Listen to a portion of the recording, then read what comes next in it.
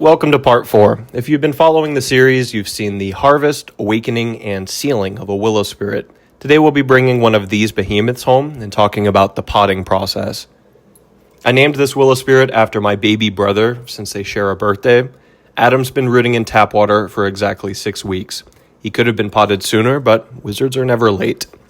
These sickly leaves are likely a sign of nutrient deficiency, meaning it's time for the willow to get a taste of the earth.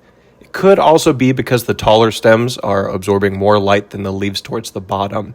Either way, it's best to remove any sickly growth as you notice it. When choosing a pot, keep the willow's roots in mind. They grow quickly and need a lot of water, so it's best to use the largest pot you have along with a drain tray so you don't have to worry about repotting too soon. I'm currently short on vessels, so today we'll be using a grow bag. Willows aren't very picky about soil. The main thing is to make sure there's enough drainage to prevent root rot. The soil at my home is red clay, while the soil at the family land is sandy. Neither is great for drainage.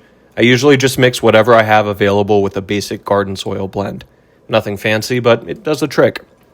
Once potted, I typically move my willows outdoors after a few days, depending on the temperatures. However, we're currently in winter's embrace. I can keep my willows indoors for a few months through the cold, but eventually they need to be moved outdoors to start their natural cycle as a deciduous tree.